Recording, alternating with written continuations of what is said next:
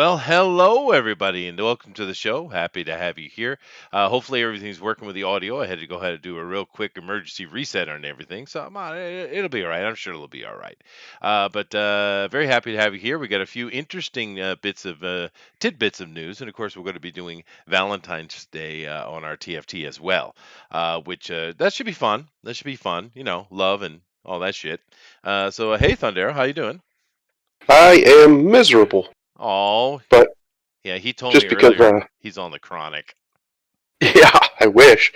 My my sinuses have decided that the weather's about to get bad, so they need to murder me before it happens. It's a safety mechanism, really. Oh, that's good. That's good to hear. How long have you had this kind of problem? Yeah, My whole allergies, life. I'm assuming. Yeah, I see. No, it's not. I'm not allergic to anything. The only well, besides amoxicillin or penicillin, Oh but God, no, yeah, it's not a. It's just a chronic sinus infection. There's I only see. one way to really get rid of it, and that's surgery. Oh, That's not even permanent. the burning So one. Yeah, that one. no, what they do is they go in there and they basically take like a chisel, just like chisel it out. If it's not too bad, they can use like a basically like a balloon and just force it out with pressure. Oh, that sounds But fun. Let's do that. yeah, yeah, it's just a great time. Great time for all. Oh well, it's we all deal with things. It's I have herbs palsy in my left arm, and I've had Yeah, that since the day I was born. So everyone's fun. got shit, so I get it. But that is annoying. My wife Yeah. has allergies, however, she got cedar allergy. She gets it around now every year. So perfect time for Valentine's Day. And of course, we are going to be talking about Valentine's Day today, which was yesterday for me, and I guess today for you folks. So perfect timing on our show. I mean, it's almost as if we timed it. I don't know. I did have my Valentine's Day yesterday. Went out with my wife. We got a little bit of lunch and we went shopping and we bought some sweet stuff, which I don't eat lots of sweets. So that was kind of fun. And yeah, we had ourselves our normal little middle-aged 50s, Valentine's Day. Sure, Yeah. fun stuff. Well, it's Valentine's Day for you. What did you do? Nothing because I feel like death. And Oh, we're oh, um we already we basically celebrated yesterday. oh, I see. Descriptive as I'll be. Good. But no, I just woke up. I woke up really late today, and I'm not having a good day all the way around. Oh, well, that sucks, dude. But Yeah, Valentine's Day is just one of those simple little, just fun holidays. I mean, who doesn't like to go out and with your girlfriend or your wife or the opposite for women or maybe not even the opposite, and have yourself just the fun, just thinking about love. I mean, it's good. It's simple. It's easy. We'll find yeah, out later. The history isn't so easy, but the modern day commercialized version is pretty just simple and fun. It's good. yeah. We got Dave in here. We got Yowza Comics. Welcome, guys. Very happy to have you in here with us. Hopefully, you had yourselves good Valentine's Day and enjoyed your significant other, or at least hunted one, like Booster is always he's doing that. But New Zealanders, they're soulless creatures. They don't have Valentine's Day, and you know. But hopefully, you did have yourself a good time. And do us a favor, do share this out so we can get more people in here. Sounds like I got the audio fixed because no one's yelling at me, Chester, we can't hear you. So it's all good. Or they just don't care. It could be either way. It could But go both ways. it It's could up go in the both air. ways. It could go both ways. But anyway, we do got a lot to cover today. So if you don't mind, Thundero, unless you got something specific you want to talk about, we should go jump right into it. Let's do it. Sweet. That's what I want to hear. All right. What am I gonna? Oh, I want to go here. I always start with a board game, don't I? I am Do. predictable. Okay. But all right. So let me get over here. Now today I'm going to talk a little bit about Munchkin. Now, have you ever played Munchkin, Thundero? Negative. You haven't. Okay. Now this is one of those games that's become as ubiquitous as Uno, really. A lot of people are familiar with this game. If you're not familiar with this game, this is a super old one. It's been around a long time. It's from Steve Jackson Games. You ever heard of them? No. No. Well, Steve Mm. Jackson, clever little dude, I'd say.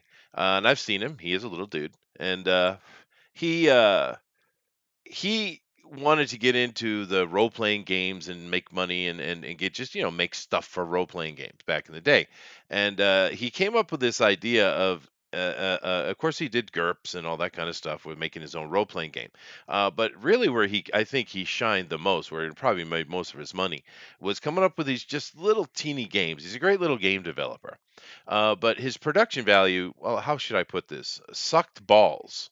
Yeah. He basically almost as if he just cut out cardboard pieces, kind of put, stickers on them and threw them in a plastic bag and sold them at the gaming store. I shit you not, right? He did that for a long time, and you still can buy his stuff in those little blister packs that he does. Not even a blister pack. It's just it's literally a Ziploc bag, is what it is. But anyway, but a lot of people bought them and had fun with them. Munchkin's one of these that came out a little bit more formally, and it came in a box. Ooh, goodness gracious! It's almost as if it's a real product. But it's the simplest little game. And it's one of those things. If you got, especially if you got kids, if you don't have this in your repertoire, go get it. I mean, come on now. It's fun because what you do in this game is really very simple, Thundero. Um, you are a team of adventurers, basically, all the players. You're trying to get through the dungeon, but you're trying to get through the dungeon, pick up as much loot as you can, and make sure you get out before everybody else. Therefore, there's a lot of cards and abilities that allow you to screw the other players. It's one of those kind of games, right? But it's not one of those kind of games that you can get kicked out and you have to sit and wait for everybody to finish the game and before you can play again. It's not that kind. But this Hmm. does have a runaway victory type thing where, if someone gets way out ahead, they're going to win, and you ain't going to pull them back. But nevertheless, it's so simple and quick. You can play multiple games of it in a night quite easily. So as you see here with the art, it's had this art forever. It's very simplistic art. It's funny. You're drawing cards and you're gaining gold. You're gaining treasure. You're using abilities. You see they're cute but disgusting at the same time. It's just one of those great games. Kids love it because this is something that has always irritated me, Thunder. And I don't know how much you know about this kind of stuff, but being an educator. I see a lot of other educators, right? Hmm. And the Japanese aren't as bad, but I do see a lot of foreigners brought over that are part of the Japanese government education, English education stuff. And so Hmm. many of them they treat like a bunch of first graders, second graders, third graders like they're two, Yeah. right? And they treat them so white gloves, so kid gloved. And it's like, man, you clearly don't have children. Clearly, right? Because kids Or if you love do, those kids are, eesh. dangerous. Yes. Because kids love getting dirty, dude. Kids, Yeah. if you got like a dead cat on the side of the road, what do you think the kids are going to do? Their girls will go, ew, and they'll run away, and then they'll come right back and look at it, Hmm. right? And the boys won't even do that. They'll just poke it with a stick, right? That's kids, dude. That's how they are. Yeah. So make you think you don't have to be so soft with kids. Now, clearly, there are certain things we don't want to bring into their mindset because we don't want them, worrying themselves about it, like sexuality, things like that. It's just there's no need for them to even worry about that till later. So that's why we tend not to put those things in their face, right? But other things, kids are normal. They like these kind of things. This game is disgusting in a cute way. And kids love the hell out of this game. I'm telling you, dude. I dropped this on the table. I bring this up particularly if I have a large group of kids, like 30 kids or something like that. Because I'm really good at taking huge groups of people and making them play a four-player game. I know that sounds Hmm. weird, but I know how to do it, right? And the kids, every time I drop, the kids go crazy. They love it, dude. It doesn't matter if they're 5 or 50. Even the old people get a kick out of this game, dude. So it has value. Not only as a party game, but just as simply a game in your closet you play with the family on Wednesday night. And that's how we used to do it. And the simple thing is, any of you guys listening out there, if you got kids at home and you're just putting them in front of the TV, just like Thunder and I parents did, and you're just letting them play their video games. Yeah, I would encourage you to try harder, right? Yep. Sitting down with a board game with a family is a great social event for the family. I mean, family cohesion and family social structure, it doesn't just happen, in the ether. It's a practice thing, right? Hmm. And board games are a great way to get that. It teaches fair play. It teaches all kind of good things. So this is a fun little disgusting game that kids adore. Right? It's done just right. And the cool thing about this game is there are so many variants. I actually don't know how many variants there are, dude. I would say it compares to Monopoly and Uno for the number of variants for it. Wow. Yeah, yeah, and you guys know how many there are. Monopoly, probably the king of it. I mean, Jesus. But here is a version of Munchkin Panic. If you guys never played the Castle Panic or any of the other knockoffs of it, it's a great. It's almost like a tower defense game. You ever play one of those? Yeah. Yeah, yeah. Yeah. It's kind of like that, but on a board game. I actually think these are more fun than the tower defense games on the video game, to be honest with you. But this is a take on that very mega hit game that came out many years ago, but it uses the Munchkin flair. It's fun. Here's one for our crowd: Munchkin Marvel. And Oh. yes, they reworked this in a very interesting way. It's still Munchkin, but it has it's much more complicated. But it's absolutely gorgeous, dude. They use some beautiful art on this, and now I have the box version you see right here in front of you, but you can actually get this in an Uno pack size. They've been able to pare it down to that size, and it's a more complicated version, but it's just got the gorgeous, some of the most beautiful Marvel art ever made. Hmm. Munchkin is huge fun. It's a great thing for the family. It's a great thing for group gatherings. I mean, I have played so many games at parties where everyone's drinking, and by the end of the night, there's a lot of alcohol been consumed. You know what I mean?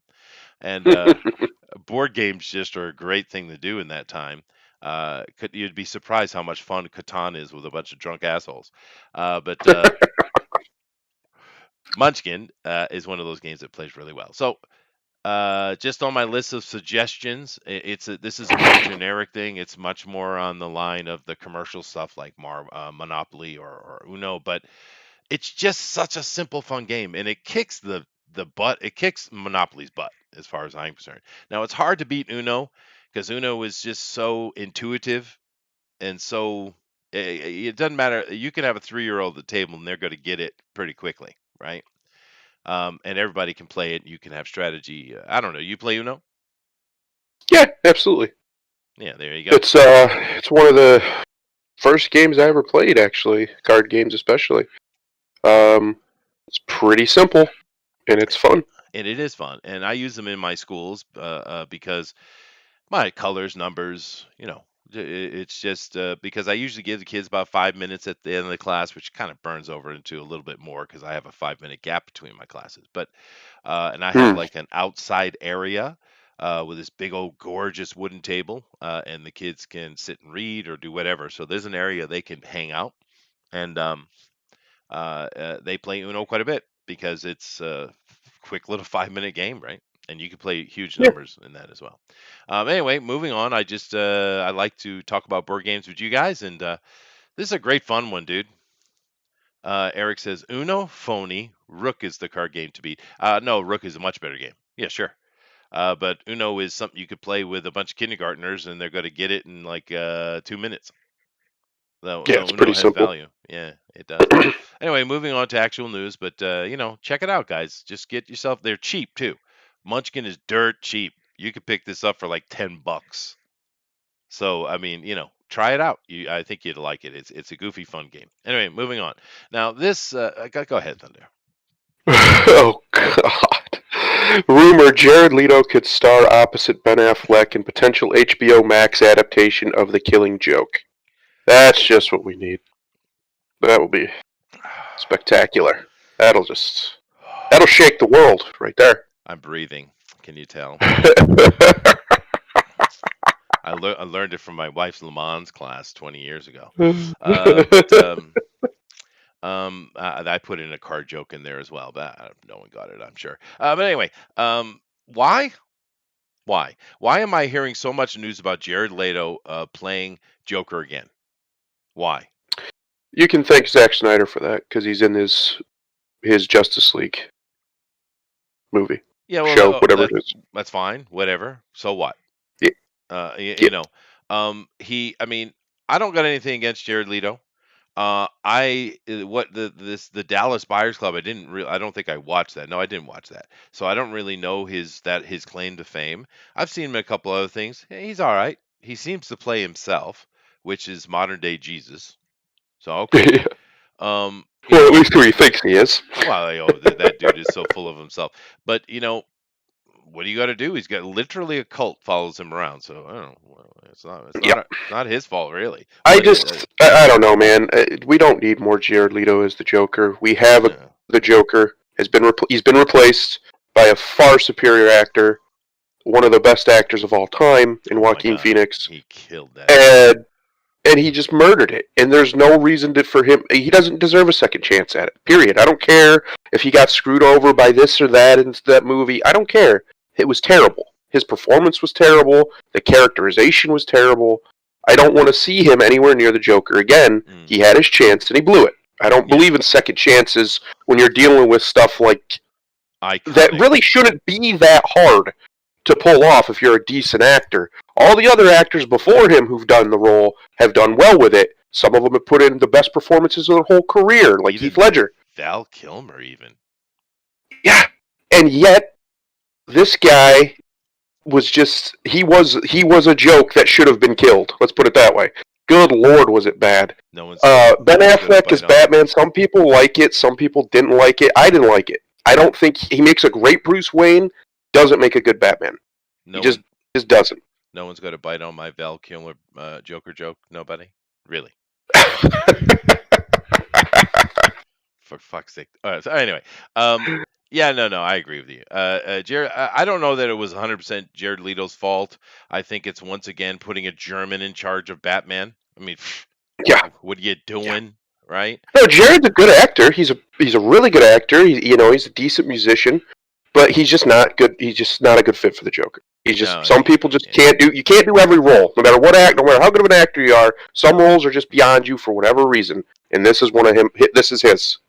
Well, his Morbius is coming out, and the second trailer dropped, and it looks pretty interesting. I like Yeah, Morbius. I'm a fan, so I'm hoping that me he'll do too. good with that, right? I think he probably will. I think that's more in his lane, and Mm, that's more up his alley, especially like just as personality wise. yeah, Like I think he can translate to that very well. He just didn't translate to the Joker, and it came off as cheap. And the characterization was some kind of weird pimp, like yeah. It's thug not level Joker. Joker, Yeah. and it's just like the Well, Joker's evolved from that criminal, just straight criminal shit that he used to be. well, He's a much more nuanced character now, and he should be played that way.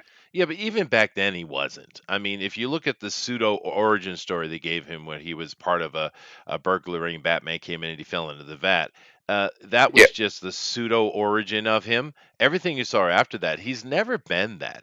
yeah, I'm not a huge fan of the Christian Bale Batman series, but they hmm got that right. At least Alfred did. Michael Caine, all praise, hmm hands in the air. Um, some people just want to see the world burn. That yeah, is a perfect summation of the Joker. And correct. the people involved with of course Zack Snyder being the boss and all the other people involved, they don't understand this, and they made Joker into just some weird gang leader. And it's like, nah, you Yeah, don't get it, dude. You don't get it. he's a Now, he's a force. He's beyond like to you're bringing him down by doing that. He should be beyond that. I think in the Dark Knight, where when Heath Ledger's Joker and he says, the city deserves a better class of criminal, and I'm going to give it to him. yeah, That's that an was great. exact. That's perfect. That's exactly what Joker should be about. He's not about this nonsense and money and whores and drugs or whatever. He's not about fashion or making a statement in that way. Everything he does is to further his goal of just screwing with people and Yeah. just causing chaos. That's Yeah, what he's it's about. true. That's true, dude. And Eric says, "Was Val Joker? When?" Oh, that's sad, Eric. You should come in here and defend yourself. I was making a joke that Val was a joke as the Batman. Ha ha! Yeah. You see, you see, I win. Then I win. And the That's worst good. part This is about good. Val Kilmer is he could have been a great Batman because he's not a bad actor. No, It he's a just great didn't. actor. Just didn't happen. He's actually one of the best character actors of his generation. Too bad drugs. It's drugs. It really Yeah, comes down to it. Yeah, it gets him. it does because he is truly chameleon-esque when it comes to his ability. But he just too much arrogance, too much silliness, and we should have another 50 Val Kilmer movies, to be honest with you, but we don't. Yeah, But there it is. But this gets better though. I just wanted to have that conversation because I knew that a conversation would come out. My only comment on Ben Affleck is he looks perfect as the Batman. He's the best looking Batman we've ever had, plain and simple. yeah, But yeah. I it's freaking Ben Affleck, dude. right, exactly. I just can't buy it. I can't do it. I could barely do it when he played Daredevil, but I really can't do it with him as Batman. He's just not Batman. Yeah, Yeah, I'm sorry, he's can't do it. not. And once again, it comes to the lack of understanding with these people in charge. They have this Batman is this angry, violent thing. He's terrorizing them, and yeah, of course, he wore the costume to strike fear into his enemies. If that's a Shadow reference. But anyway, my sideways today is too subtle. I need to be a little bit more mainstream. I think. I'm half out of it, so if you're, That's okay. it's probably going right over my head today. That's right. You know how I am, dude.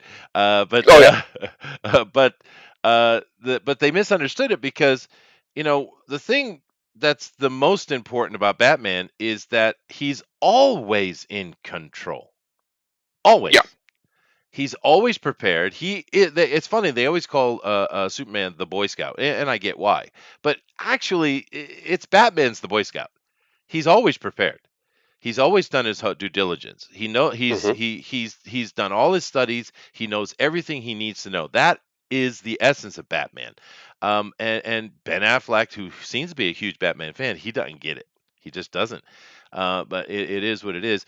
Joe Maroney says my first nightmare was about the Joker. I had a dream within a dream that he was there. Then I woke up in the dream, and my dad turned into the Joker. Then I woke up. I was 4 or so. Yeah, and that's pretty scary for a 4-year-old. Yeah. Watching Val Kilmer's Batman was pretty scary too. I'd say, but anyway, let's get into the oddness now. All of this noise about Jared Leto is coming out of Zach Galifianakis. No, it's not Galifianakis. It's Schneider. That one. The jokes just aren't hitting. They just aren't. Okay. Between two trees, politics. Come on, people. All right. But anyway, this picture came up as well. So everyone's a buzz. Oh my god! Oh my god! Which I don't get because no one liked him. I didn't hear anyone defend him actually. But anyway, we're doing the Killing Joke, which is an absolute sacrosanct thing. Why would you even touch it? Mm. They're not going to. They're going to screw it up, dude. They're going to screw it up for Oh, damn of sure. course. And Ben Affleck ain't going to be able to handle that. Jared Leto might. But what they're saying in here is not only are they going to screw with us, they're going to absolutely twist and burn down the Killing Joke as well. I Hmm. mean, oh, my brain, it hurts because one of the greatest Batman stories ever written. It's really great. If you haven't read The Killing Joke, please do. Please go check it out. Or just go listen to Mark Hamill reading it. Mm. But anyway, it's a great story. It's harsh. It's very adult. But the ending of that story is amazing. But the thing with this is what they're going to do here. You know that new female Joker that they're pushing now because everybody needs to be a lesbian, even the men. You know what I mean? Okay, flat again.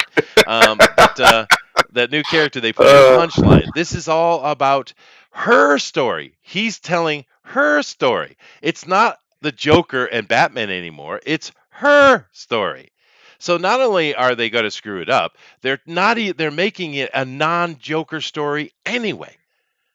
Now, yeah. now, now, come on now. I know, Alan. I feel your pain, brother. Uh, but I mean, that is insult upon insult, dude. I don't know what to say, man. I don't either. It's just stupid. It's just stupid. Like there's no reason to go any further and analyze it. It's dumb. What they're doing, what they're planning on doing here is utterly stupid. It literally makes me feel like I'm dumber because it exists. That's how stupid it is. It's a vacuum of intelligence points. Like it's just taking them away. Yeah. Ugh. Yeah, it is. And Joe Maroney says he is the Lizard King. He can do anything. Tell about Val Kilmer. Yeah, yeah. And it's really too bad. He just completely disrailed himself. I mean, there was a lot of people complaining about him in Hollywood, but then after that absolute disaster of the Island of Doctor Moreau, very few people want to work with him because he's a real tyrant. He's a true prima donna. And he Yeah. just killed his career. And it's a shame, dude. He is a great actor. But anyway, he's sacrosanct. That's right. And yet, Alan Moore himself disavowed the Killing Joke. Yeah, but see, you kind of got to take Alan with bits of grains of salt, like large buckets of it, because it really depends on the shroom he's eating that day. You see. So, but this is going to be a disaster. The only good thing about it is it seems like it is an actual rumor. But you know how these people are. They put rumors out to kind of test the waters. But please don't do this. Please, have I ever begged the company not to do something yet? I don't think I have. Yes. Just don't. Just don't Just do this. if you're thinking of doing it, just don't. Yeah, That's the step solution away, here. Just don't. Just back away. back away, back away. Especially just not even having a good. I knew the conversation would start out with how would Jared Leto and Ben Affleck handle the Killing Joke, because we all know this story, we know these actors, but it's not even what you think. It gets so much worse. They're just twisting it into their freaking agenda, and it's like Warner Brothers, hello, Warner Brothers, and keep in mind HBO is owned by Warner Brothers, yeah, knocking on your head, Warner Brothers. Did you not just see the immense success you just had with your freaking Joker movie? Did you not? Hello, hello. Yeah, I don't. Warner Brothers has been on this like 15-year tangent of just trying to lose as much money as possible. I swear that has been their goal as a company, to just go out of business. They just like, we're done. We've had a nice long run. We're going down in flames, and we're taking everybody with us, because they accidentally stumble into the biggest R-rated movie of all time in the first Joker movie, or in the Joker movie, and then they just say, you know what? Let's put the guy who failed. Let's put him back in the role. Yeah. That could go right. That could go well, right? Yeah, they might have. No. It might be a contract issue as well, though. But and money, you know how money is. But just take this one thought, everybody, for a moment. Think about this. Take Joaquin and put him in a hard R version of the Killing Joke. Oh, Yeah. dude, Yeah. Yeah. Yeah. dude. All day. All day. He'll kill All it. He will literally day. kill the Killing Joke. He would, dude. It would be dark and depraved and harsh. Yeah. I mean, I don't know. I'm hoping everyone read it, but I don't even want to talk about it, because if you haven't read it, go read it. It really is a good comic. Yeah. Um, It's rough. it is, but just a hardcore R look at it, right? Oh my God, it would be epic, and it would be the great part two, and you could introduce your younger Batman, because Joaquin already looks like he's 108, so Oh, yeah, I actually agree with Joe in the chat here. Moore's reasoning was that comics weren't meant to carry that kind of psychological weight that he put on those characters, and I think he's 100% correct. Alan Moore's apology to her for his greatest works and what was caused after it is the only thing keeping me from not spitting on his name every time it's heard, because his effect they're great stories. Killing Joke's great. The effect of that, though, was basically the destruction of the comic book industry. We've been living through the shock waves of it since it happened. Wow, you really think that, huh? That's interesting. Oh, I know so. Because once you cross certain lines, you can't go back. That's just it. It's done. Well, you can try. You can pretend you're going to go back, but people won't go with you. They'll just be like, no, why would I go back to that? I've already seen this. So you can't get back to good, wholesome comics with good heroism and aspirationalism and the stuff that made comics great to begin with, because you've already gone over the edge. Now, eventually, you maybe can go back to it, but it takes a lot of rehabilitation to get there. See, and you're really making me want to talk about the comic. Damn it! I'm not going to. It's not the comic it's not the comic. The comic is great. It's not even Watchmen or his stories. They're all fine. It's the effect it had, because you had about 1,000 copycats come after him who tried to do what he was doing and failed miserably because they weren't as good they're not as skilled as he is. And because of that, and he's even said this in interviews, he knows what he did. He knows he took away the magic, if you will, from the comic industry. Now, granted, it had been kind of dying anyway because culture was changing, but I think it would have been better just to let it die than to murder it. Personally, I don't know. Call me crazy. Yeah, no, maybe it did separate it away from the child reader a bit. I get that argument, I guess. Yeah. Yeah. Well, anyway, let's move on. But it's this is terrifying news. I don't know what to tell you, but anyway, I give well, I should say I take and I give because I know what you want. I know you guys, and I got some love for you. You ready? Here you go. Oh, there it is. There it is. Look at him. Look at And him. then Look at that look at that beautiful man. beautiful man. Yeah, that's right. Little Kevin Sorbo love. God Oh, damn. of course, Kevin. They got me too, Kev. It's okay. Kevin Sorbo announces Facebook has deleted his official account with over 500,000 followers. Facebook got me and my wife, who never posted anything but just basic stuff on Facebook, like basic life stuff. And they banned both of us because we use the same IP back in October. Yeah, Joe is speaking some wisdom in the chat today. I agree with everything you're saying, dude. It is true he did that. I understand all your guys' points, but I love Alan Moore's stuff. But anyway, It's great. yeah, you're getting onto this. Now, here's the problem. Now, I don't know if you guys know the epic of Kevin Sorbo. I'm not sure how well you guys are versed in it.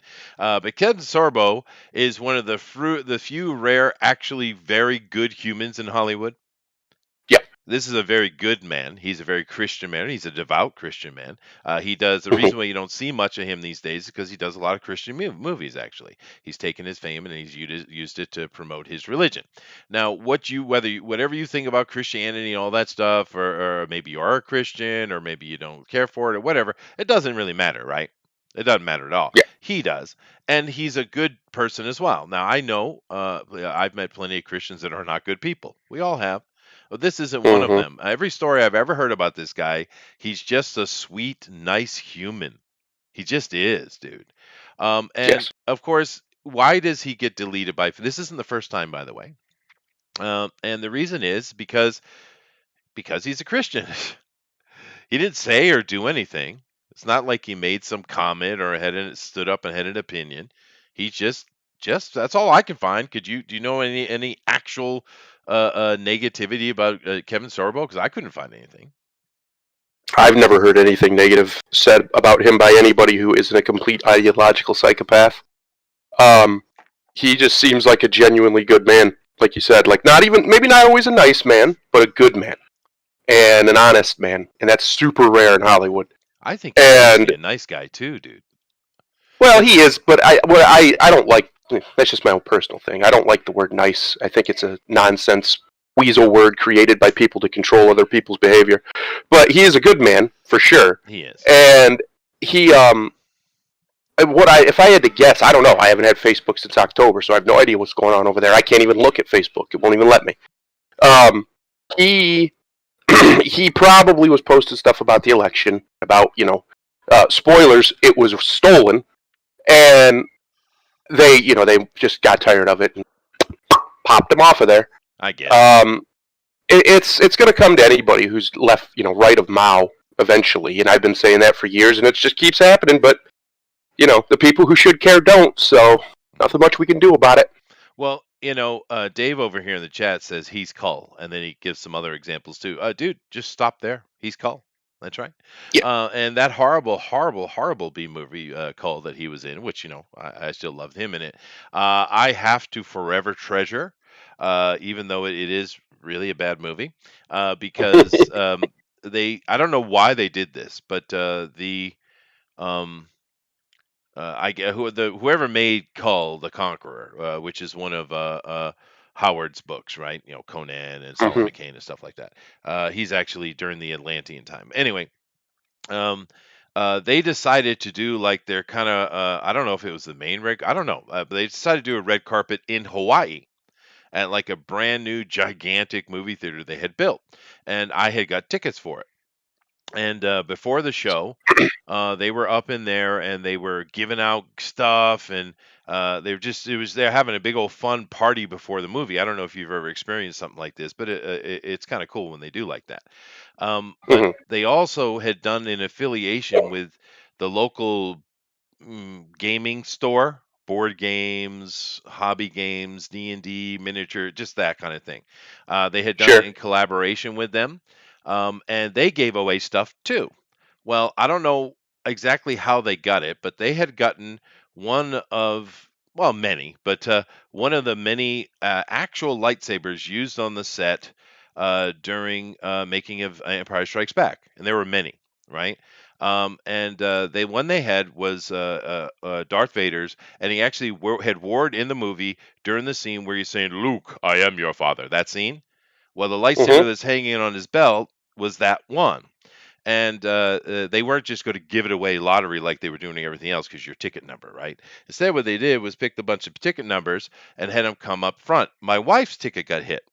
So, but she's shy, so I went up for her, and they had, I don't know, 5 of us up there, and they said, "All right, we're gonna let the crowd decide, and we're gonna see each person do their best Darth Vader." So, and I was sitting at the end, right? So everyone started to do Darth Vader, and I came to me, and I did, the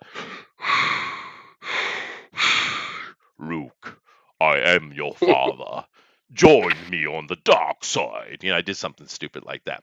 But I got the Hmm. biggest cheers, and I have that lightsaber. I own that.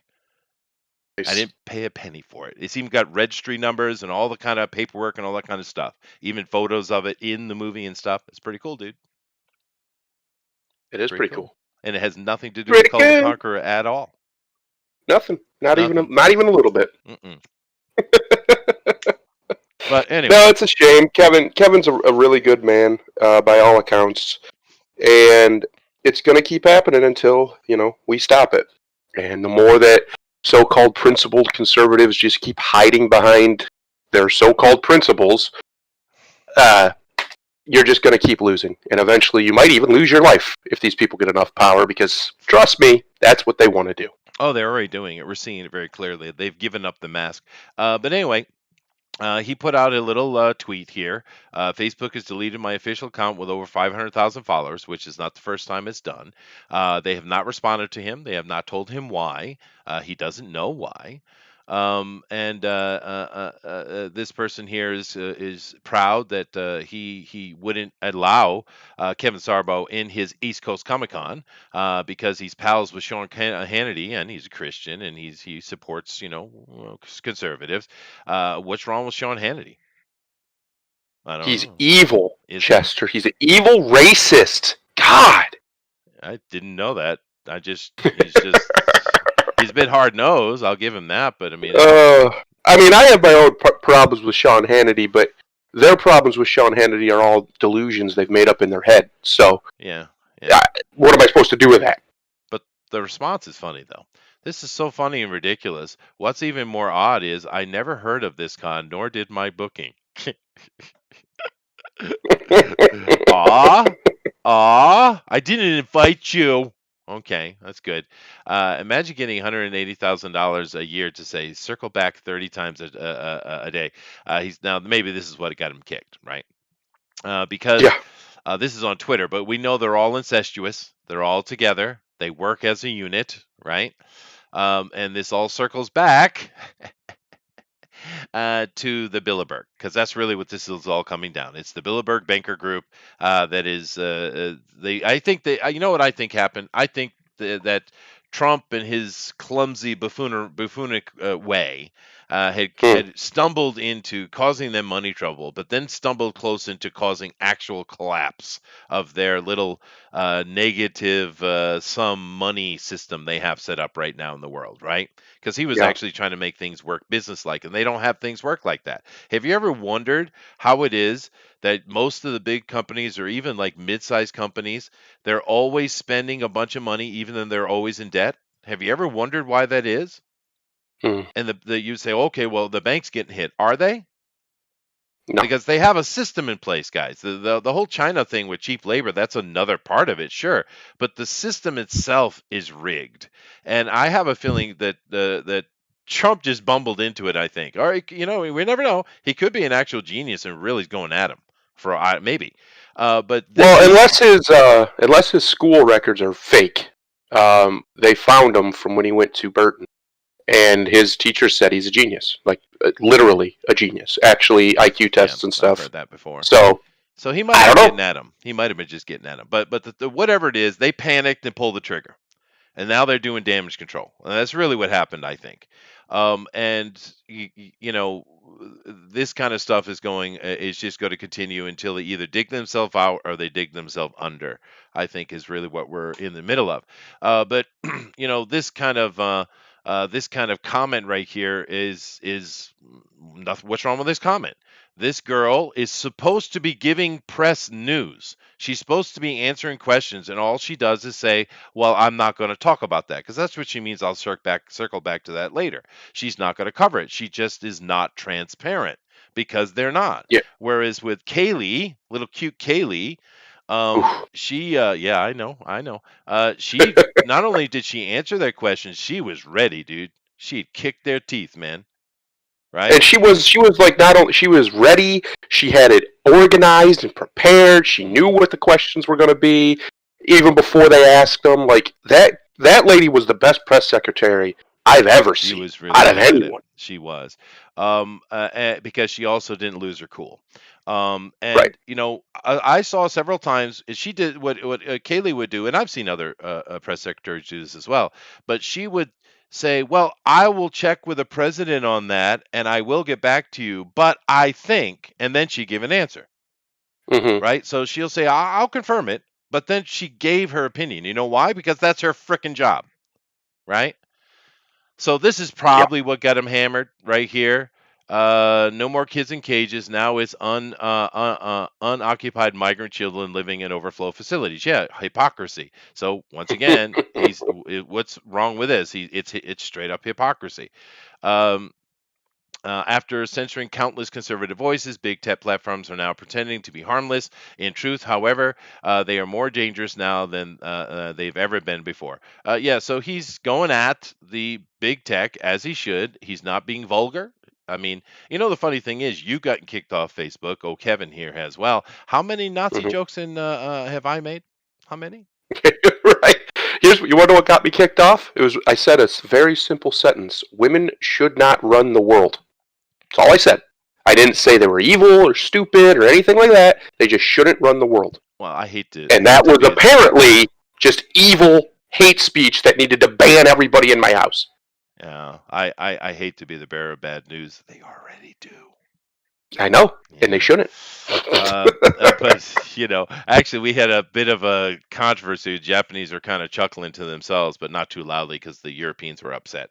The dude in charge of sport things here in Japan with the government used to be prime minister here, and he's an 80 something. He's an ancient old dude.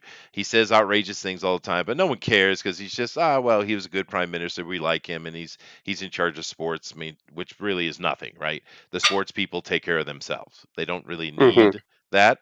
But of course, because of that, by default, he's in charge of the dealing with the IOC and the Olympic stuff. And he made a statement where. I don't know how it came in the conversation, but he was like, "Well, I really don't like to have women in the meetings because they talk too much and they always cause trouble." And of course, Yeah. any of us who's ever been in a meeting, we know this is true. Yes. The funny thing about it is, men will fall in line very quickly who are to and default to the leader or leaders, right? So there might be a Hmm. little bit of argument between the leaders, but in general, the men are going to fall in line, and every man doesn't feel a necessity to give his opinion. He simply will vote, right? And so therefore it gets done much quicker. Women, on the other hand, each one of them must be heard. They must have their voice said. Even if they agree Mm. with each other, they have to. The funny thing is, in the end, they usually come to the same result anyway. Yeah. It's just men do it Yeah. much quicker. And that's all he was really saying. He wasn't saying he hated women. He was just No. saying they're noisy, is what he was saying. Well, you're not allowed to say anything that isn't full praise or full acceptance of their dogma that we're all completely equal in all things at all times, and to suggest otherwise is some form of evil. Yeah. And But that's really all it is. If it's you okay. don't kneel, they'll make you, or they'll try to. Oh, well, that's okay. He's out now, though, so it's all right. It's all Yeah, good. The Japanese were really wanting to laugh at it, but they know they can't, so they were kind of like, yeah, well, okay." They had a couple of shows about it, but you could see. I mean, I know the Japanese character, so they were like, why? Because even the women, even my wife laughed at it because she knows it's true, right? yeah, It's just a yeah. matter of time, really. I mean, like I said, in the end, the end result is usually the same. It's just that women take a lot longer because they any woman who aspires for power, she feels that she must have a vocalized opinion, where men Mm, usually don't find the need to do that.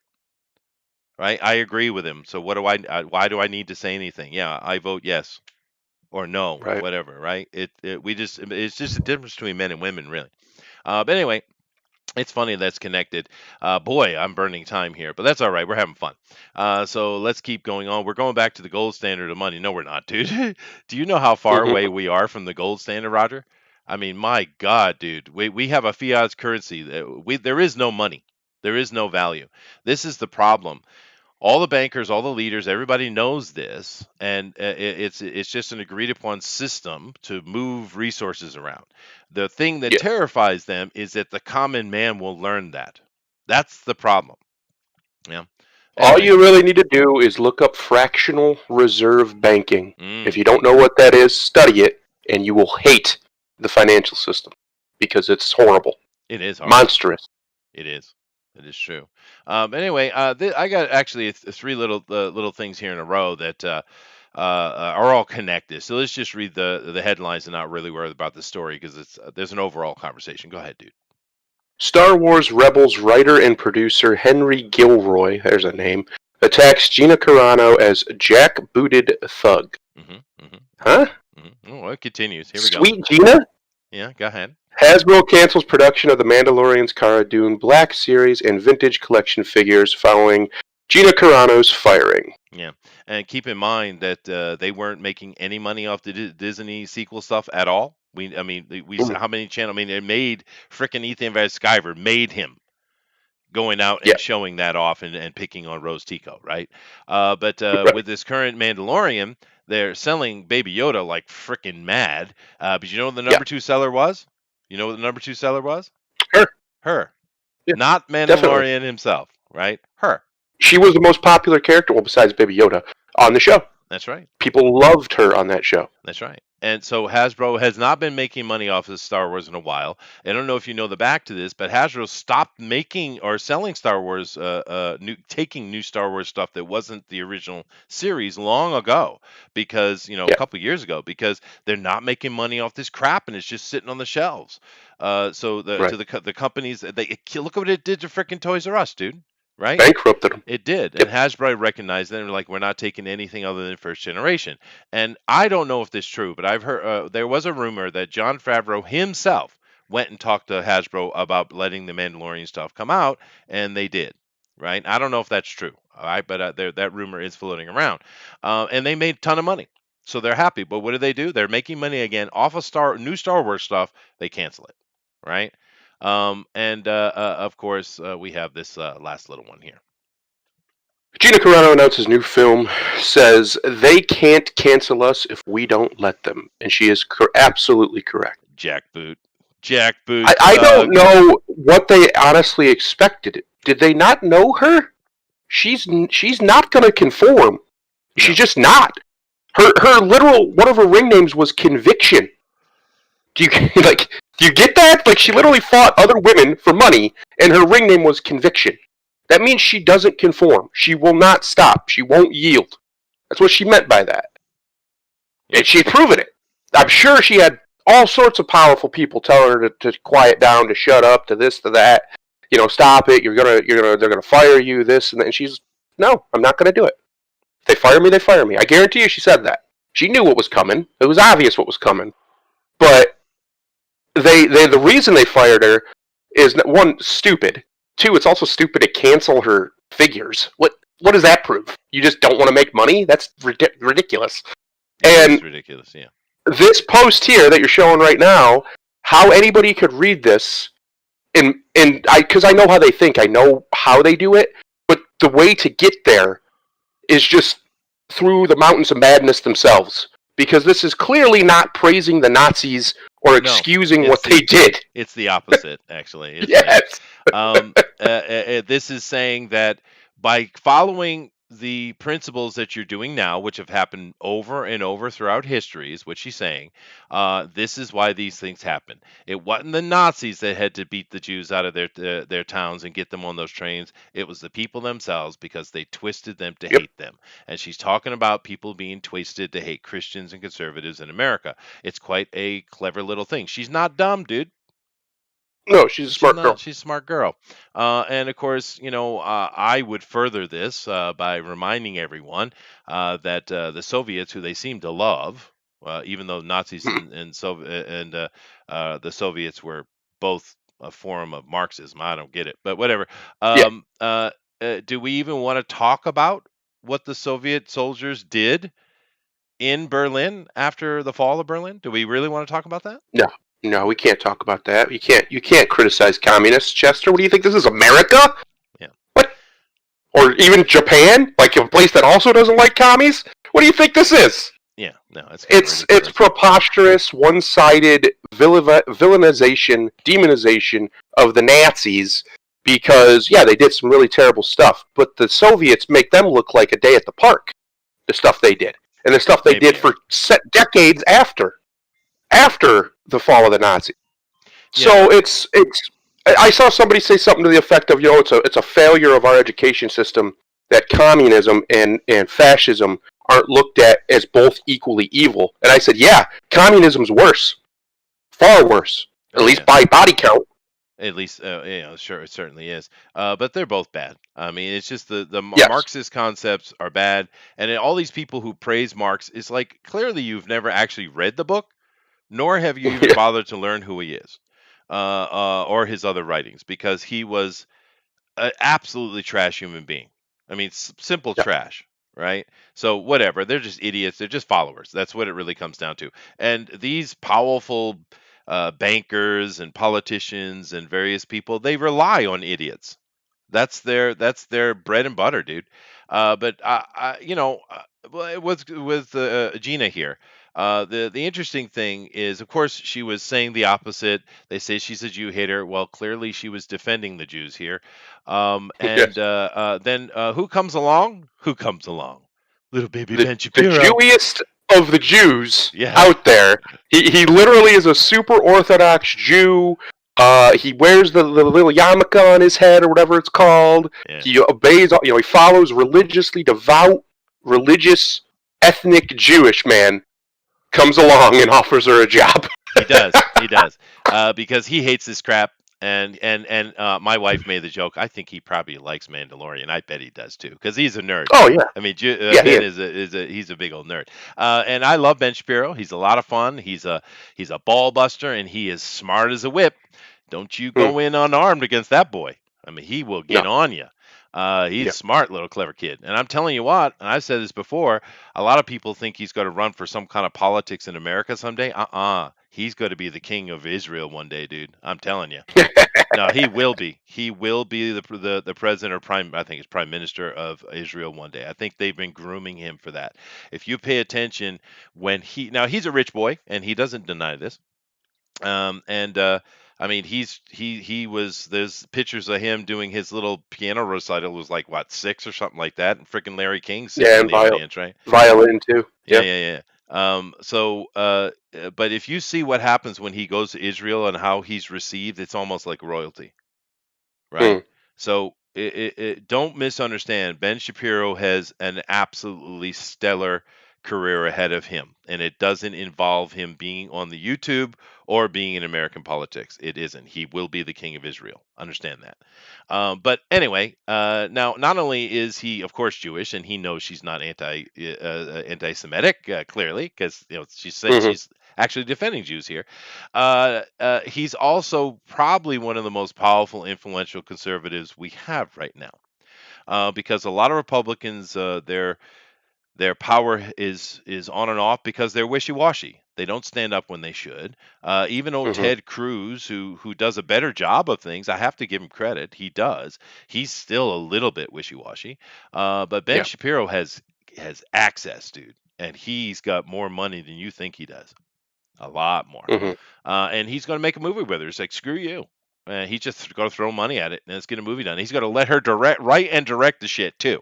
Now, I think I'd heard somewhere that Gina had said, well, she's going to get real people to do that, which is good.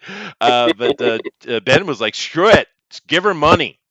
And as you see here, Ben can. Look at that. Just look at this. Do you need a better example of how they've lost the power they used to have over culture? Now they still are in control of all of it and pushing this nonsense out, but nobody likes it and nobody agrees with them. Look at this. Look at this Rotten Tomatoes score here. You have 25% from the critics and a 93% from the audience. So that means somebody's out of touch, and I bet you the one who has the bigger number is the one not out of touch, Yeah. because that's just kind of how that works. Yeah. Well, there's an interesting thing with that, and Ben understands this, right? Because Ben is a conservative, for sure, but he's not a Christian, right?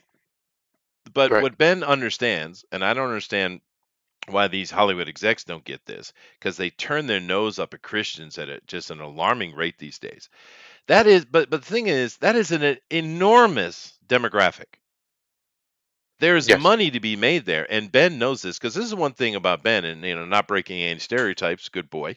He knows how to make money. I mean, Oh if you yeah. ever see his show, he's selling shit constantly. I mean, I understand the stereotype of the Jew is good with money, but hey, some stereotypes are true, dude. But he's not. He understands the demographic there, so he'll lean more toward the conservative side of things because there's a shitload of money to be made, and they're wasting money on the side of it. More money they could get. So I don't know. They're not true capitalists. It's almost as if they're socialists or something. Oh, It's they're weird. fascists. Yeah, they are. Yeah, I just wanted to talk about it a little bit. I mean, all of these things together with Gina, these are just, and there's more. But people calling her names just because she has an opinion. It's not even a hateful or negative one. Yeah. Hasbro and Eric's probably right. They probably were forced to do this by Disney because of likeness controls and things like that. It's probably true. It's probably not Hasbro's choice. It's Disney's choice. But either way, it's still money involved, right? Hmm. It's dumb. Now, me personally, I watched The Mandalorian eventually after prodding from you people. My wife and I watched it and we liked it. My wife is very happy because she's a big Star Wars fan and she was out, right? She was just out. Yeah. The Return of the Jedi Me just too. turned her nose up, dude. You too. So watching this though, it's not perfect at all, but it was fun. No. It was good old fashioned Star Wars with a Clint Eastwood thrown in, basically. There was a little Hmm. bit of SJW-ness, and I'm sure Kathleen Kennedy had that part in it. Because if you don't recall the last episode where we got Luke Skywalker, we also had a bunch of ladies walk through a Yeah. place no problem and just badass Mary the Sue's, right? the first time I watched that, it didn't bother me No. because all of those characters had been established previously, and they didn't feel like they were Mary Sue's at the moment. But then I watched it back again, and it becomes more and more obvious, like it's just the rah rah women moment. And I, whatever, if it's the big problem is the guy Mandalorian that was in the earlier episodes with him with the other two chicks. He's just gone. Where'd he go? He just Yeah. disappeared. He's just Yeah. not there anymore. Yeah. And of course, Boba Fett being easily put down.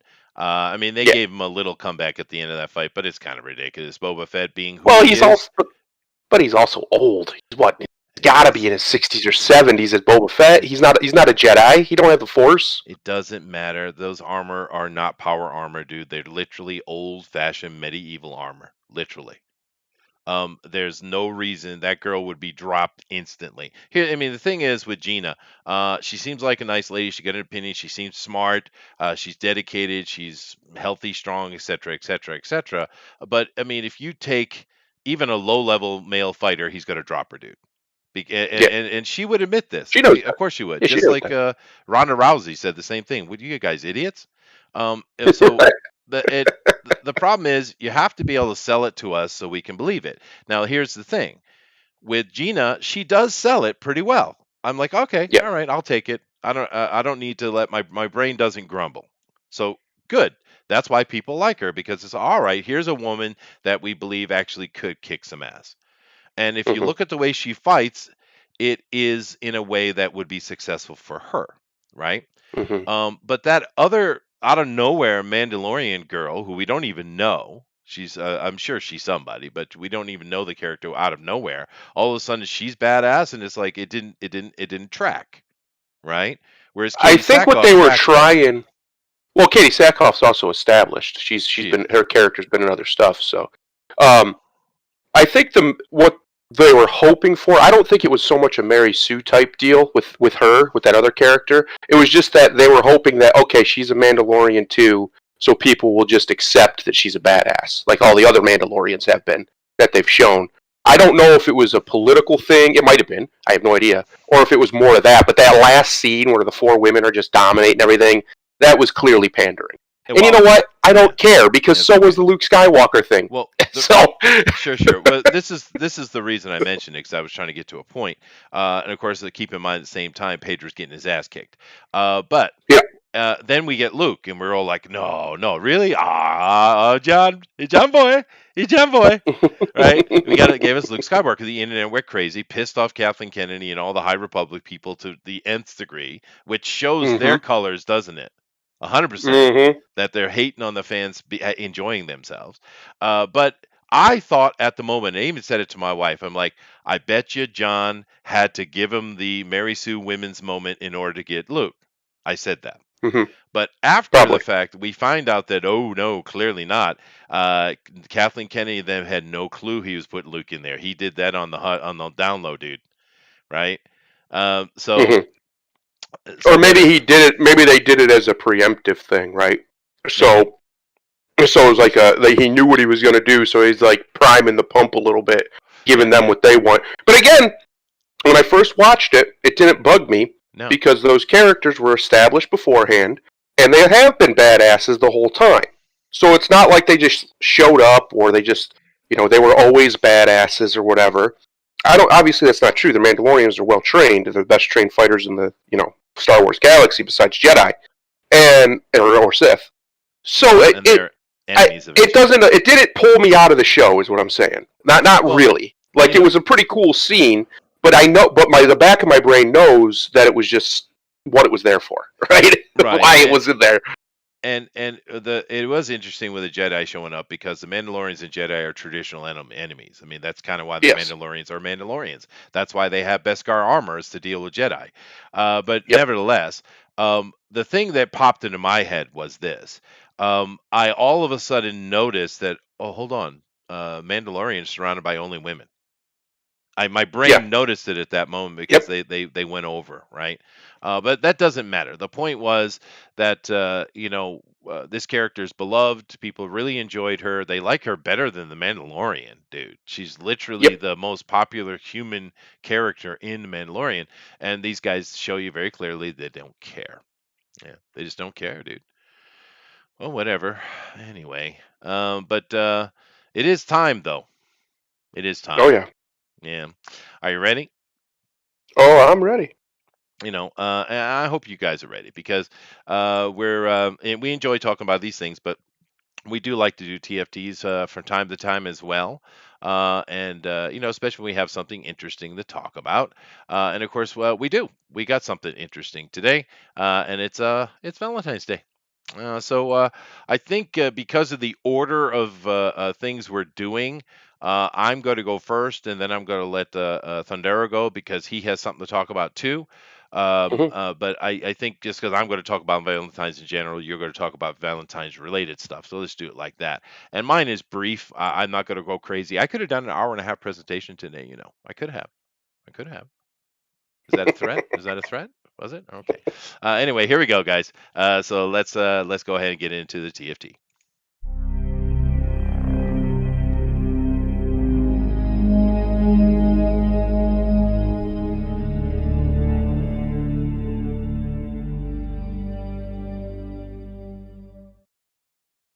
Alrighty then, tinfoil talk it is. Now we're going to talk about Valentine's Day. Happy Valentine's Day, by the way. This is one of those holidays I think that has aged well, like a fine wine. It's an absolutely purest example of capitalism. Praise capitalism, but it's fun, dude, and it's practiced the world over, and that shows you the popularity of it. Another holiday, Western holiday that's gained a lot of movement, of course, is Halloween.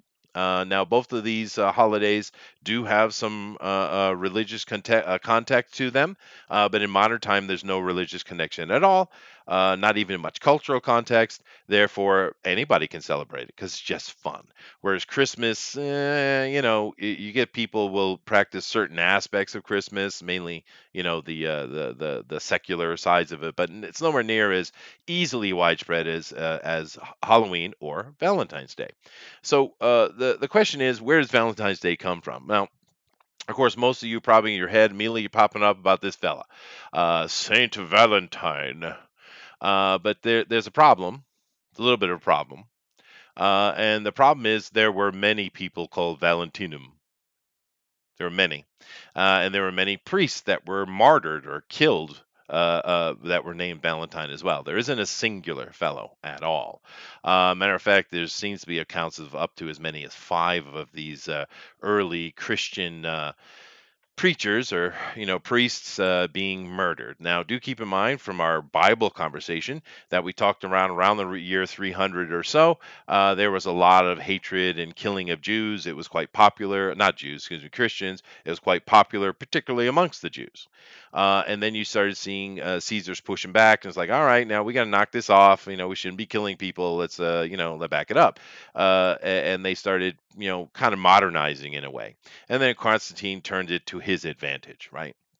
But during that period, the 300 something, probably it's probably happened during Claudius II. It seems to be the general consensus.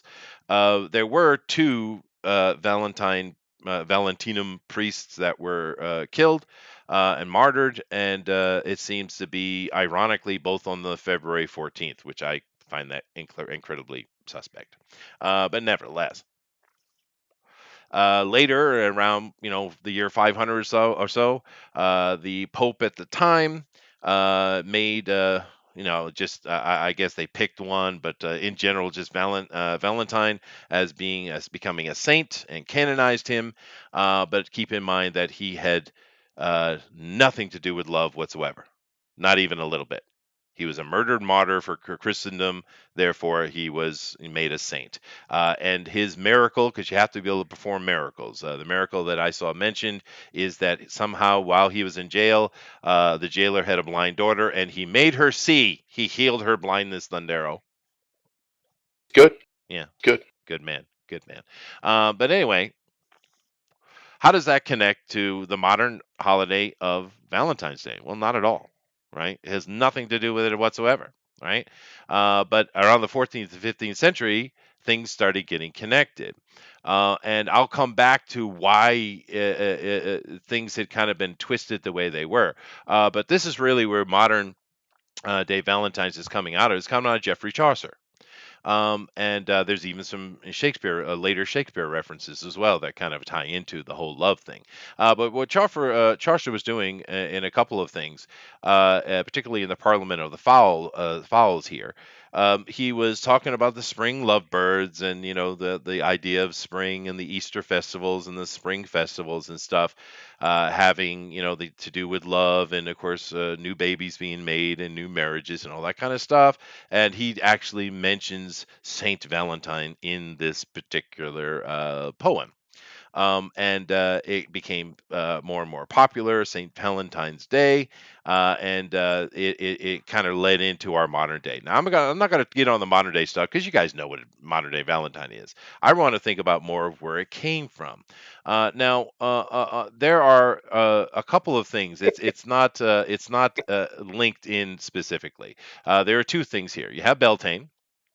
Yes, cod pieces do live. Now, you guys have heard me talk about Beltane. Now, Beltane is an ancient spring festival, and what they used to do was after the winter snows began to thaw. They would send out runners from the local temple center areas, which are usually kind of like those Stonehenge things, right? Which are thousands of them across Europe for a reason. And then they'd all come to those Stonehenge places, and they would have a big old spring festival. They would discuss, they would have court cases to kind of deal with disagreements, and they do all kind of stuff organizing themselves. One of the most important things they had to do, though, is it isn't good that you keep making babies amongst your own cousins. You see, uh, uh, uh, uh, yeah, maybe less yeah, incest, but less just less less. incest. I mean, if the mother is different, you can get away with it because of mitochondrial DNA. Yeah, but it's not the best way to go. So one of the big things about Beltane and the Spring Festival, of course, Easter, the goddess Easter coming out of this as well, is the fact that we want to kind of make sure we're mixing the blood. So the night before Beltane, they would have themselves a big old thing with all the single people. All the single girls would come together. They'd make themselves up, kind of like you see this girl over here. Of course, it would have been more primitive back in those days. And they'd paint themselves, and they amongst themselves, the girls would choose a Beltane queen. Then all the men, dressed like you see this dude, usually painted in blue, woad, of course, would they would take a deer that had probably been captured by the older guys, and they put a little bell on his tail or on a ribbon around his neck, and they'd slap its ass, and they go running into the night, and all the young men would chase after it. Eventually, one of the men would catch the deer. Now, you think you're badass? You think you're badass? They did that annually, dude. Yeah. These dudes would chase down frickin' deer annually. Don't even talk to me about it. All right. But and now it's really interesting because this brings in a very important point. What is the symbol of Valentine's Day, Thundero? The heart, Why? because love, Chester. Obviously. Love doesn't reside in the Gosh, heart. Well, I mean, think about it. God. Well, no, seriously, think about it. I mean, we have three ways we feel. Our brain, when we're, Mm, we're doing deductive thinking, you can feel your thoughts at the front of your forehead, right? Um, mm-hmm, when you're worried about something or you have some loss or detachment, you can feel it in your heart, the breaking heart, right? But that doesn't mm-hmm, have anything to do with love. That's the opposite. It has to do with the loss of love. Where do mm, we feel love? We feel it in our gut. Butterflies, right? mm-hmm. Our gut is where we feel everything. So in essence, the symbol of Valentine's Day, if you want to use body parts, it should be your freaking intestines, right? That's what it should be. And we could get into a conversation why you feel that way in your gut. It is pretty interesting, but we don't have time for it today. But it's not the heart at all. The reason why we use the heart as a symbol is because those guys, when they eventually one of them would catch that deer and run that deer down, they would cut its heart out. They would bring it back to where all the girls were gathered with all the rest of the men. The dude would hold up the heart, and he was the Beltane king because he caught the deer, and then he got to fuck the Beltane queen. Yeah. Praise God, right? And then all the other young people would get together and they would start having sex. And keep in mind, they were all supposed to be masked, although I'm sure they cheated with that. And then the next day, there were a lot of marriages. It was simply a way to keep the DNA clean. It was. And the heart here became a very important symbol of that. And that's why you have the heart as a symbol of Valentine's today. It has nothing to do with how you feel, it has to do with the traditions of Beltane. Because modern day practices of Valentine's Day do not have anything to do with St. Valentine's whatsoever. It's just another example of the Catholic Church taking over pagan holidays and trying to make it their own. They do it all the time. Yeah. Every one of them have done that way. That's why you have the heart in as Valentine's symbol. And now that you know that, it actually makes it more valuable, doesn't it? It shows you there's a historical connection. It's more interesting now. Well, But it's interesting that it was a deer as well because a yeah, deer is also a heart. it is Hart. That's right. Well, the deer is highly respected because they have, for their, even though they're a very flighty and furtive animal, the leader, the alpha, will stand his ground and die for the rest of them. So that's highly Yeah. respected. But it also goes back to Sir Nunis and the Horn God, and there's a whole history that I'm not going to get into. But yeah, in the European cultures, the deer is the most venerated, right? Um, and that's why you see so many household crests and coat of arms. Like my family has a deer head and horns on it as well, right? Many of your Yeah. families probably do too. But Well, they're considered noble, honorable creatures, mhm, especially bucks. yep. And a buck is a bad dude if you catch him on the wrong day. Oh yeah, I dude, mean, they bucks kill do you. kill people. Hmm. Yeah. They most certainly do. But now the question. So I've kind of showed you where modern day Valentines come, and the whole Saint Valentine's is just the Catholic Church trying to absorb a pagan holiday again. That's it. All right. But there is more. We can go into Galentine's Day and all that other kind of stuff. Which if you've ever watched Park and Recs, then you know that you've heard that joke before. Well, it's connected to this conversation, is where it's coming from. But where does Beltane come from? Now, uh, we do know there was a Lupercalia was practiced in Rome, and I'm going to make some connections of my own here in a second. But Lupercalia was a very strange Roman holiday. It's very bizarre. Basically, they would sacrifice a goat and a dog, not just one or the other, both of them. Then they would cut the strips of skin and fur off of the animals, and the men would run around the town whipping the ladies with these bloody hide pieces. And it was like a mock whipping, of course, as you see here in this picture. And then after, they would take, I don't know if it was the men or the women, but they would take one gender's names and put them in a bag. And then the other gender would draw a name out of the bag. And for the rest of the festival, they would have sex together. Yeah, Nice. nice. It's basically a giant key party. You ever been in one of those? I have not. Yeah, it's kind of weird. It's a bit weird. But I'm not going to share my woman with you. Fuck off. Right? Right. Anyway, uh, It's mine. it's Get your mine, own. dude. Get your own, right? Uh, uh, but whatever. So it's a sex festival, and as you can see, it's it's very similar to Beltane in a way. Beltane's cooler because there's the deer chasing and all that kind of stuff. But in the end, you're having random interaction of young men and young women together. Right. And of course, it's about creating constancy in the DNA pool. Even though they might not have understood what DNA was, they did understand it. Right. But it brings up another point that I'm constantly trying to push when I do my history stuff here, is the fact that the world is not as disconnected as they like you to think. It's not. Mm, It hasn't ever been. We even have evidence in antediluvian times, and that's what over 12,000 years ago, right? We have even yep. evidence that shows how interconnected it was by searching teeth, because you can check the teeth and you can see where they were living by the minerals in the tooth and the food they were eating. And those people in antediluvian times moved around more than we do today. They would move hundreds and hundreds of miles in their life traveling and going places, right? Hmm. But this whole thing is connected. There is no disconnection between it. They'll therefore is Lupercalia and Beltane distinctly separate? No, it's not at all. Keep in mind that all of this is going back to Egypt. The Egyptian culture was all throughout here. It was heavily influenced by Europeans. Of course, it's on the freaking coast of Europe. Of course, they're involved with it, right? The Romans are the ultra expression of that global European, Northern African, East Asian, Oriental Congress that was going on, right? And like a lot of times, people have this image of Julius Caesar, for instance, going into Gallia and conquering all these wild tribes, like that stupid Netflix show, Barbarians. My God, that thing is dumb, dude. Um, they all would come and talk into Julius. They all had the same kind of armies. They were all made up of the same thing. The Romans were just simply better at it. That's it.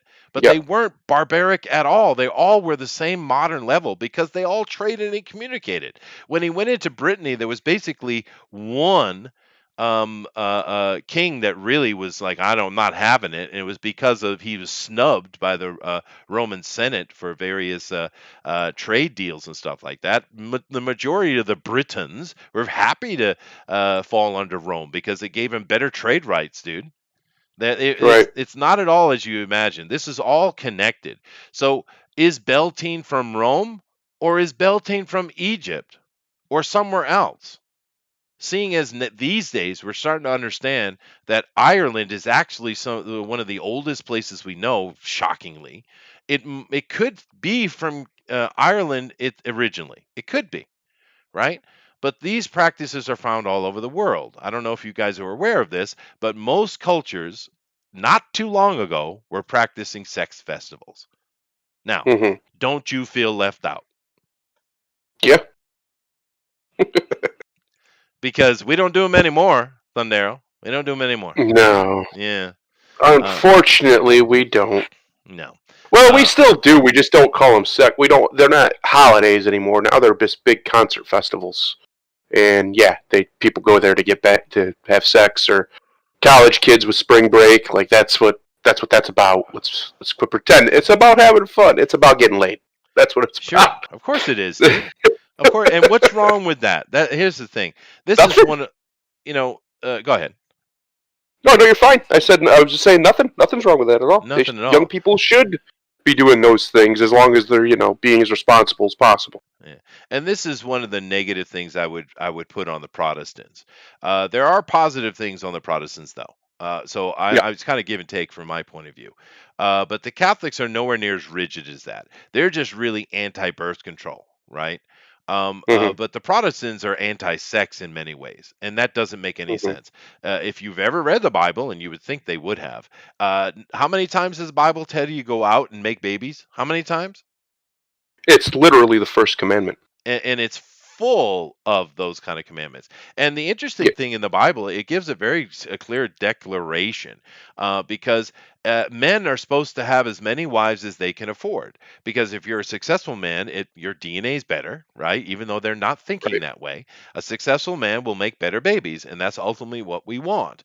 The Bible wants you to have the Mormons are right. God damn it.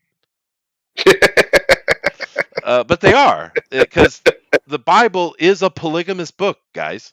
It really, really is, as is all the Well, other ancient history. allegedly the wisest man to ever live had what 1,700 wives and Solomon, concubines or yeah, whatever. Yeah. yeah, So, hey, the Bible calls him the wisest man to ever live, and he had all them women. So, I don't know. Maybe there's yeah. some But wisdom in that. then Asmodeus came in, threw him thousands of leagues away, and had sex with not only all his harem but his mom. Damn demons, dude.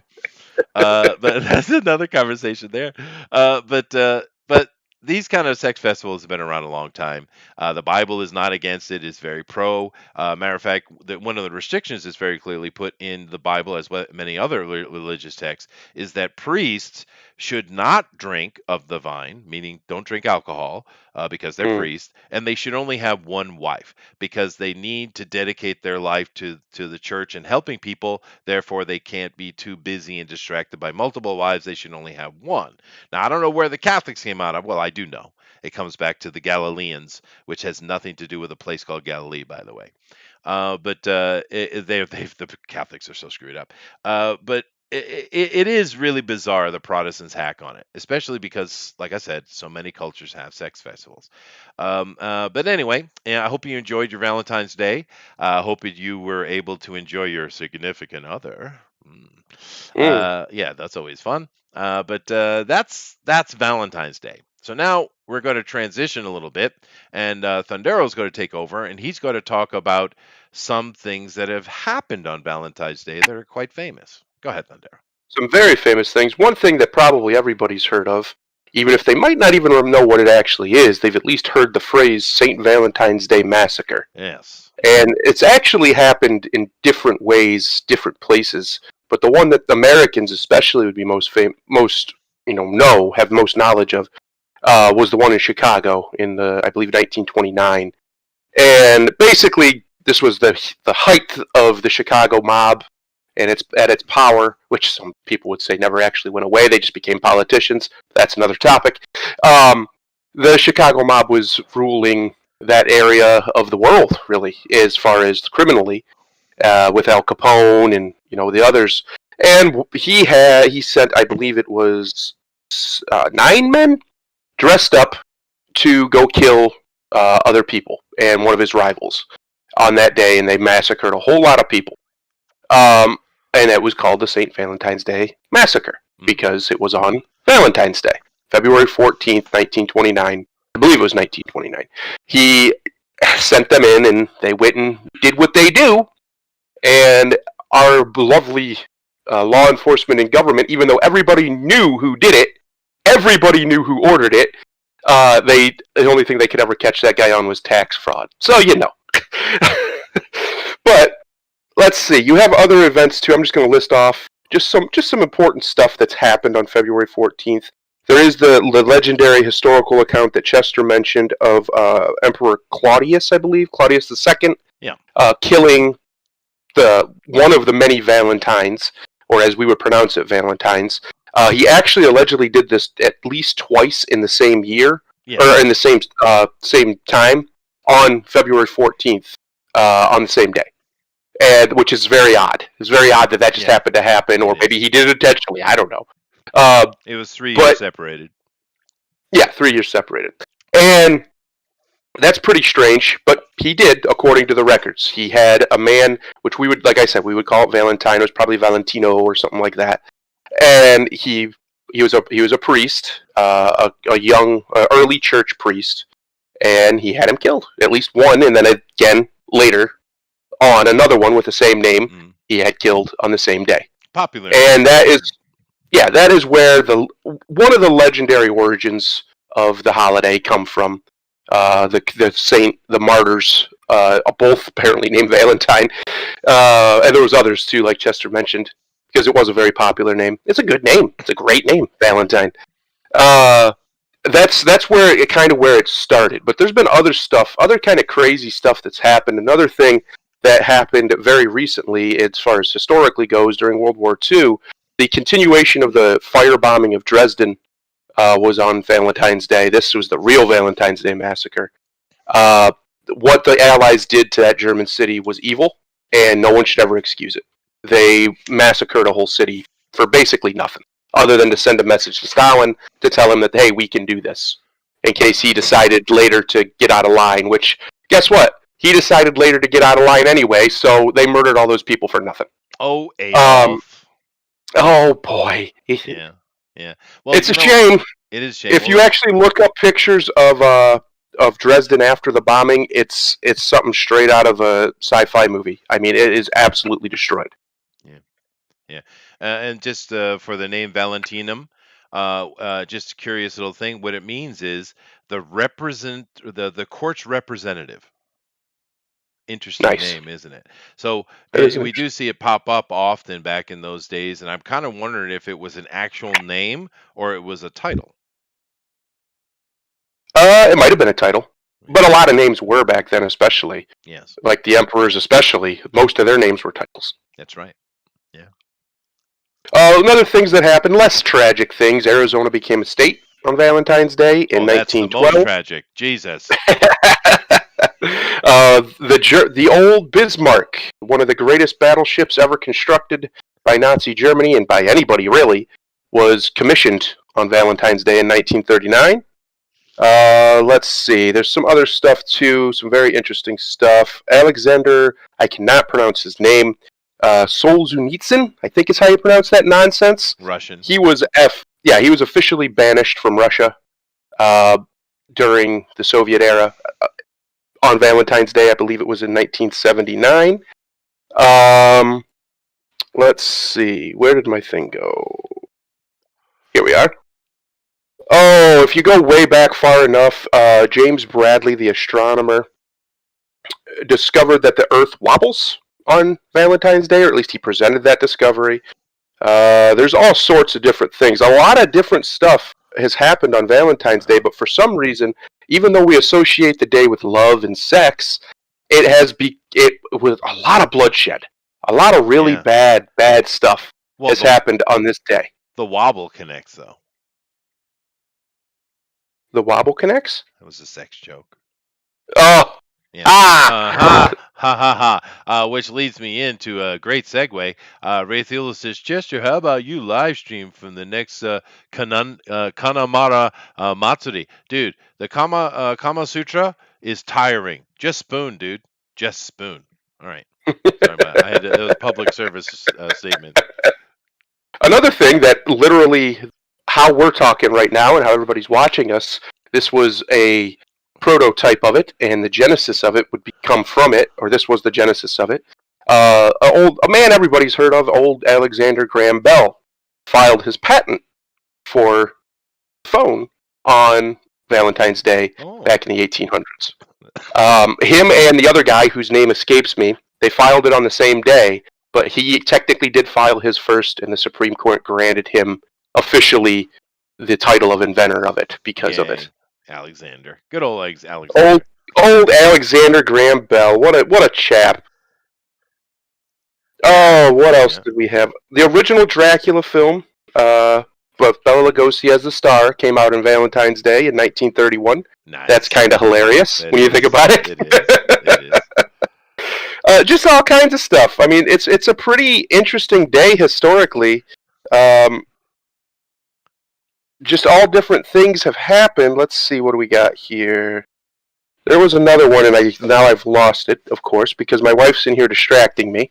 Hello, Um, wife. Hello, hi, Chester wife. says, "Hello, wife." She says, "Hi." Let's see. All sorts of different stuff here. John F. Kennedy was on Meet the Press. Jacqueline Kennedy. Where'd it go? There was another one that was. Oh, this is the one. Good. Speaking of TFT, this is the perfect one. This was the one I was looking for. Richard Nixon. Oh, Tricky Nicky. It was on Valentine's Day in 1971 that he installed the recording equipment that would later be used to get him to resign Wow. and cause him to be impeached. Wow. That's Yeah, interesting. Why so many things falling on the 14th? It is interesting. it's a And strange one. There's another one, another big one. Actually, two more, and then I'm good. I just wanted to go over some of the historical stuff. Conspiracy that was started on Valentine's Day was Richard Nixon, but Mr. Cook, the gentleman who discovered Australia and New Zealand, died on Valentine's Day. ooh, He was killed when he in the battle around outside of Hawaii with hmm, Hawaiians. and they He ate was killed, him. and they ate him Hmm. on Valentine's Day. Happy Valentine's Day, Day, right? indeed. Yeah, I love how Jill said, "Oh, we're getting into Kurt Vonnegut territory here, Slaughterhouse Five." I love Kurt Vonnegut, by the way. If you guys haven't read any of Vonnegut's stuff, go do so. Okay, go ahead. I recommend it. But yeah, there's a lot of different stuff. It's an interesting day historically because it's all over the place. Like a lot of times, if you study dates in history, there won't really be too much stuff that's all over the place. It'll be fairly basic stuff like this person died or this person that and that kind of stuff, right? But Valentine's Day has a long history. February 14th has been a date of remembrance or to be remembered because of events for a very long time, all the way back to this list I'm looking at here that I compiled here. Come on, get back there. I think it was 839, 842. Charles II and Louis the German signed the peace treaty that ended their big war. 1014, Pope Benedict VIII Mm. crowns Henry II Holy Roman Emperor.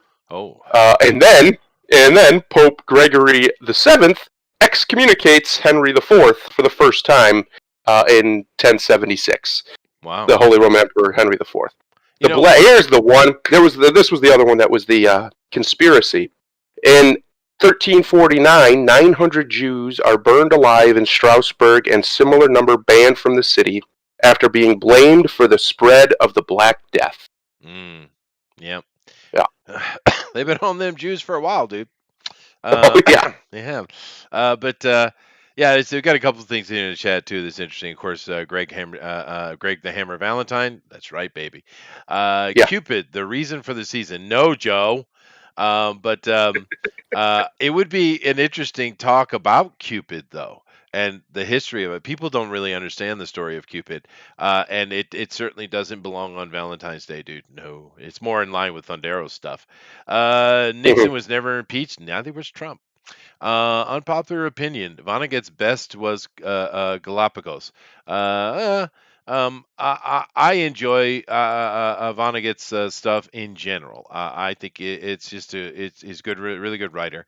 And if you enjoy reading, well, you should why haven't you read Kurt Vonnegut yet? I mean, it's kind of like on the list, but yeah, Valentine's Day is interesting, and you know what I found interesting because I haven't really researched this deeply, right?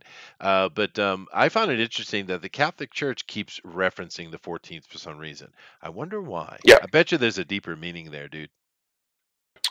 Um, the only thing I can figure is that 7 is the number of God, and 14 is double 7. It's the only thing I could think is why. Because Mm, 21 is a number that gets thrown around a lot by them too, for the yeah. same reason. That's 3 sevens.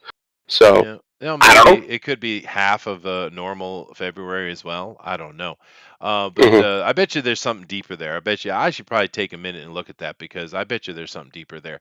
Because do keep in mind all these festivals I named that have led into the modern love aspect of Valentine's Day. Please keep in mind the Valentines, the Valentinums, they had nothing to do with love whatsoever. Nothing at all, No. right? So the modern love aspect is really coming out of the traditions of Beltane, which are coming from Rome, and they're probably coming from somewhere deeper than that. And they just try as they might. The Catholic Church was never able to stomp out the paganism that they wanted to. It just didn't go away. It just Hmm. hides. And not for nothing, but I'll also put up the fact that there are three names that are used for in connection with love festivals and therefore Valentine's Day. Valentine's Day, Galentine's Day, Beltine Day. Isn't it Mm. interesting that they all have a very similar sound, particularly Valentine's and Beltine, because the B is often transitioned into a B, isn't it? Right? Etymologically it is. That we have lots of Roman references to the Valentinum, so it's probably not. But I just not for nothing. It's an interesting comparison. But Valentine's Day, interesting. There Uh, is one last one, and uh, I knew there was another one. I just couldn't remember what it was. Somebody was born on Valentine's Day, an American. Michael Jackson. And no, well, a Michael. This isn't the one I was thinking of. The one I was talking about, Michael Bloomberg, is a Valentine's baby. But so, speaking of conspiracies, one of the greatest unsolved conspiracies and mysteries in American criminal history is good old Jimmy Hoffa was born Oh, on Valentine's Day really? in 1913 in Brazil, Indiana. Wow.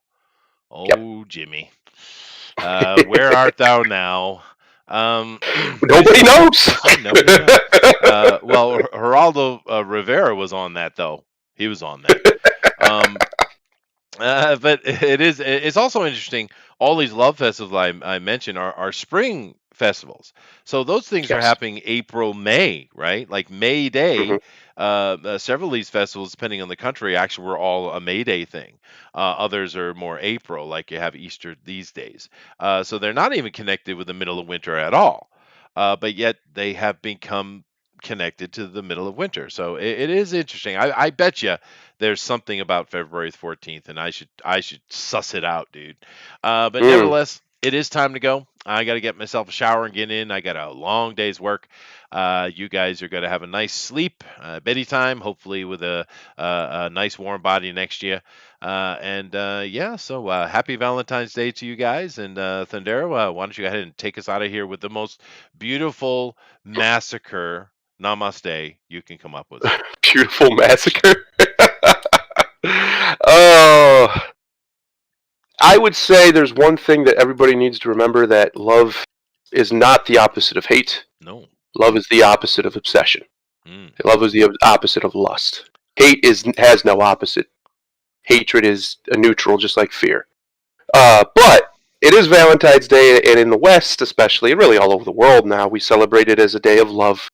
And of course, certain industries and things love that we do this because they get to make lots of money off of it. Mhm, mhm. But that's okay, because the reality is if you have a woman, which this is about 99% of women, who cares about that kind of stuff, um, you should treat her as special as you can, Yeah, they and deserve not it. just on Valentine's Day. Do it every day. If she's your woman and you love her, show her that every day. I Don't gave ever let her think you don't. I gave my wife a cupcake. Yeah, there you go. Sometimes it's that easy, right? Mhm, Just something simple. They're not. They pretend they're complicated. They're really not. They Mm. just want you to try. Mhm. That's it. Other than that, have a wonderful rest of your night. Happy Valentine's Day. I hope you do have somebody like Chester said. And if you don't, oh well. Then today's February 14th. Don't worry about it. It's not a big deal. Fair enough. All right, guys. Thank you for coming. We'll check you out. We got a normal week ahead. So later. Later.